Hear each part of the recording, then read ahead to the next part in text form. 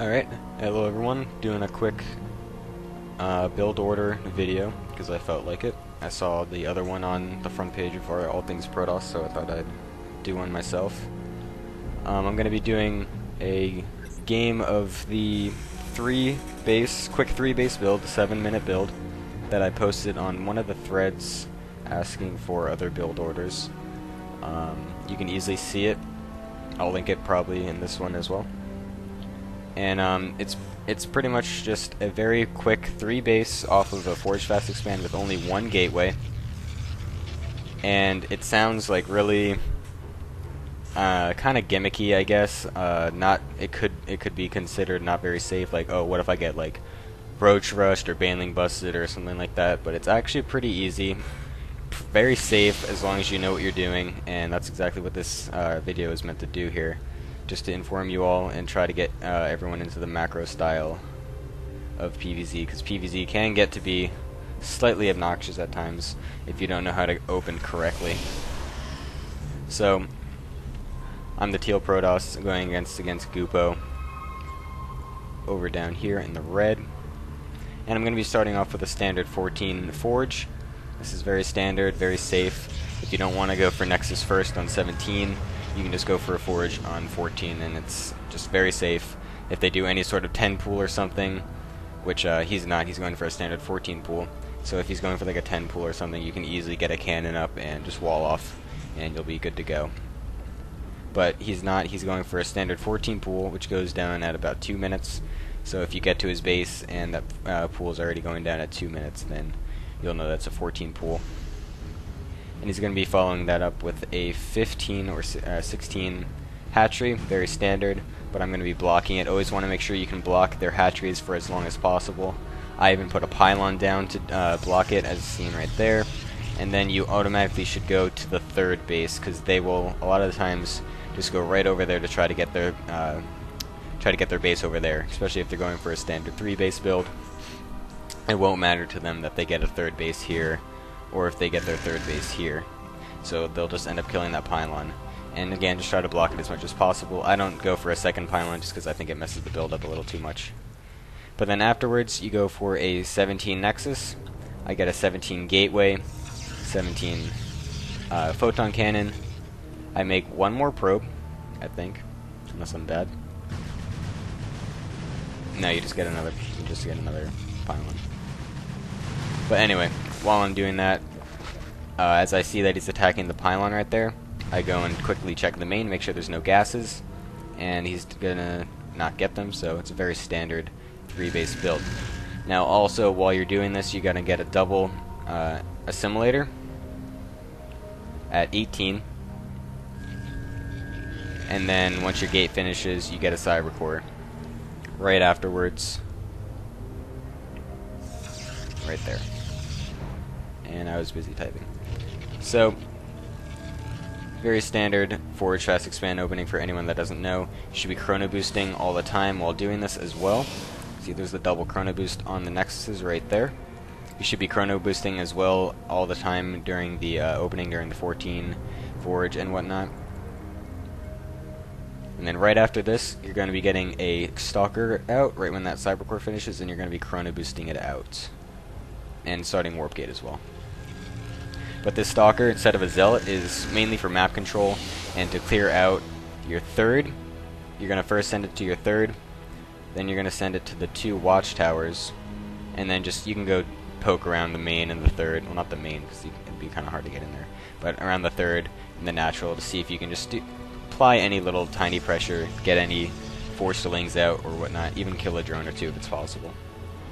So that Stalker's going to come out. You did chrono boost that. And continuing to chrono boost probes other than that non-stop. And then there's a pylon going down. And then you're going to get 3 sentries right after that Stalker. You're not going to chrono boost any of those though, because it's just not necessary. You just send it all on probes. Mass economy. Already at 32 probes, which is a good amount to get at about 6.5 minutes. It's pretty normal. You don't start +1 very early. You get that a little later actually.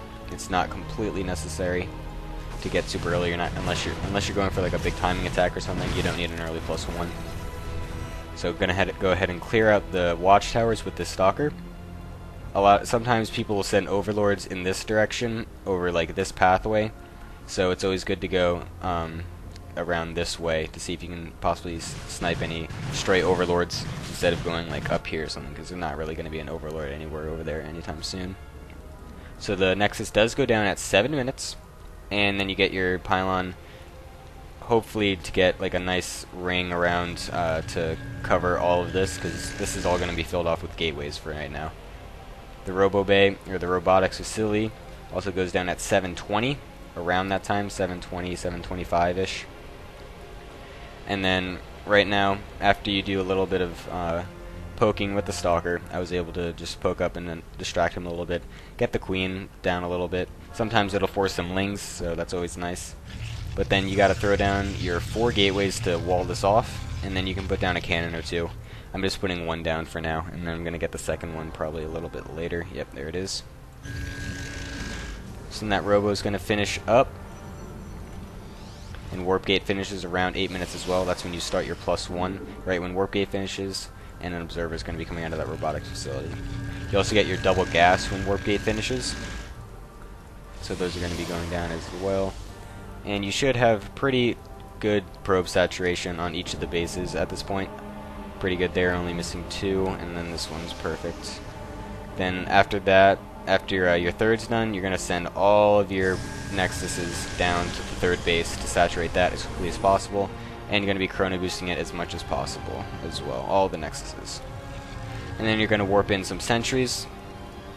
Once warp gate is done, Immortals are also going to be following up after the observer, as it's pretty standard just to go into Roach for Zerg. There's no really need to, I mean, other than that, there's not really much else that we can do besides like Spire or something like that. But most of the time it's Roaches, so it's always safe to just get out those Immortals while you can. There's nothing much else to spend your money on, so might as well be getting some Immortals out, since it is most popular to get Roaches.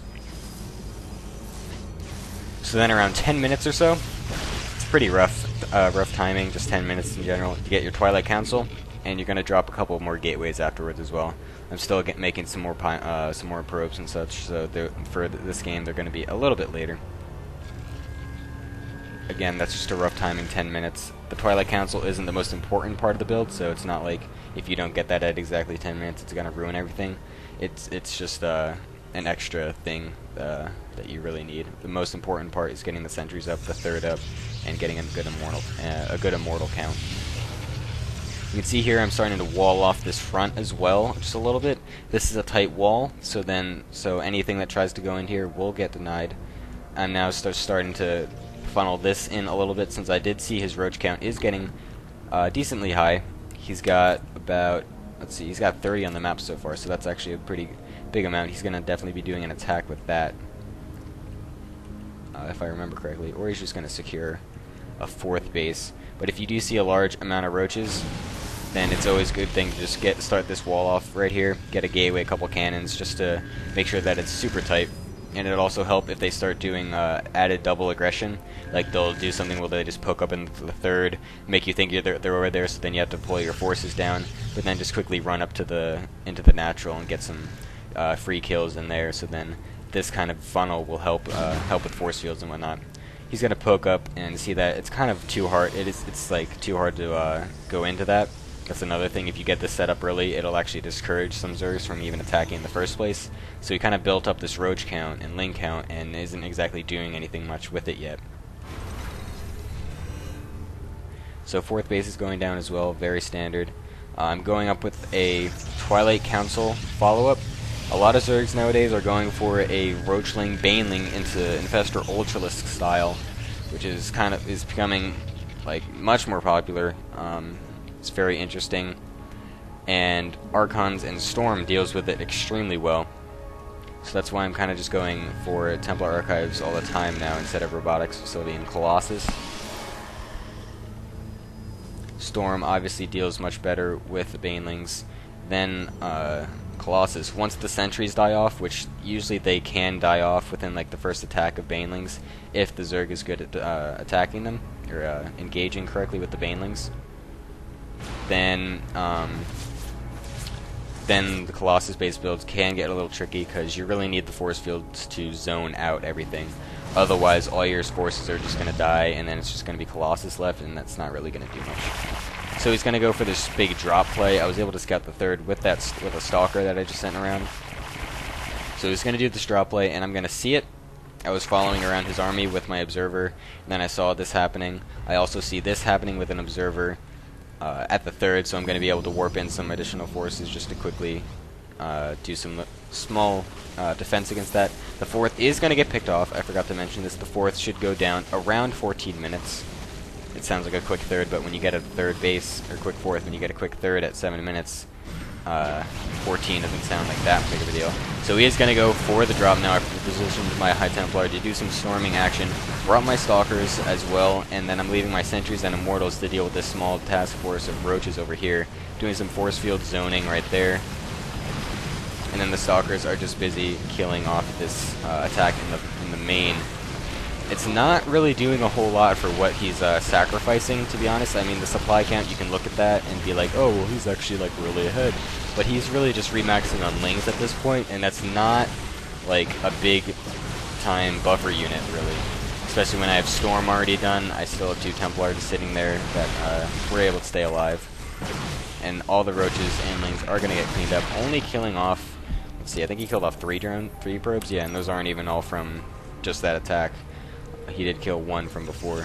So, I mean, all in all, that really didn't do all that much for what he sacrificed. So, as you can see, it's pretty like safe to defend any sort of big attacks such as that.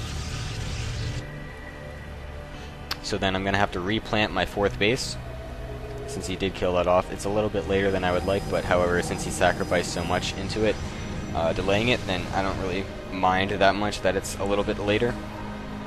I'm also going to warp in some additional High Templar so I can get that good stormage off. I see that it is starting his Baneling count up, getting Baneling speed as well.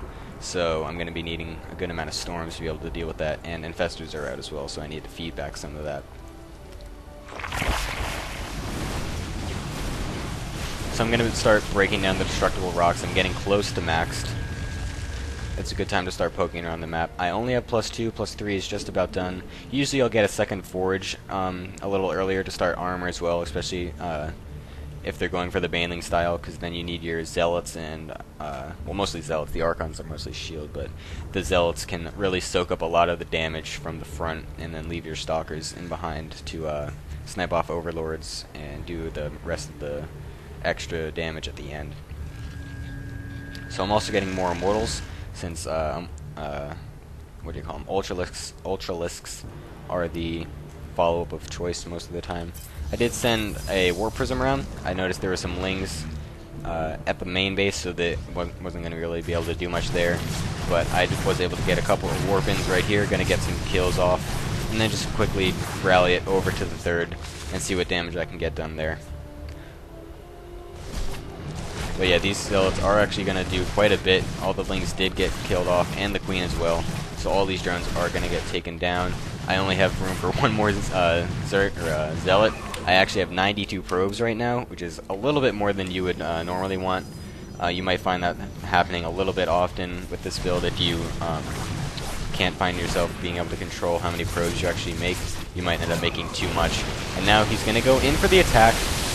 I'm actually going to pause it and bring it back a little bit. I mean, this isn't a cast, so it's not like it's suspenseful or anything. Oh, you can see how long the replay is, so no.